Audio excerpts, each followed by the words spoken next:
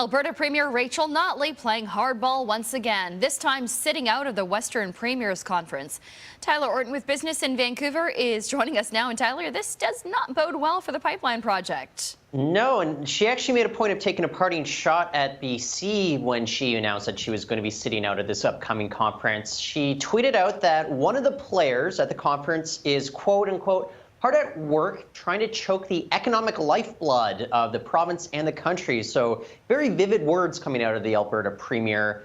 And this is, of course, is because of the Kinder Morgan pipeline expansion deadline that's coming up. It was set for May 31st, in which the oil company wanted to have reassurances from various levels of government that there would be enough to go forward with this project. It's been met with a lot of resistance from British Columbia. And of course, last week, Alberta passed legislation that would allow it to curb oil exports going to BC if it so chooses at this point. Now, a lot of people are looking to Ottawa to take a leadership position on this. And Justin Trudeau is trying to find maybe a little toe the line to a certain degree.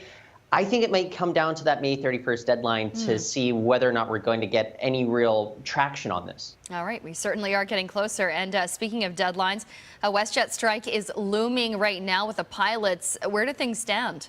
So just a few moments ago on social media, WestJet was making it clear it's, quote, business as usual. They've been saying that to multiple customers that are reaching out with a lot of concerns about this strike because, of course, there has been a 91% pilot votes in favor of strike action, but the company has not received any sort of strike notice or labor notification at this point.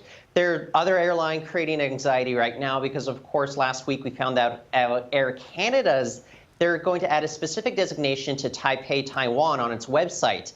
This is the CN designation, which refers specifically to mainland China. This is creating a lot of consternation within BC's Taiwanese Canadian business community. They're saying that there could be a boycott involved here. And if that happens, there'd be less competition going up against the Taiwanese carriers along that Vancouver to Taipei route.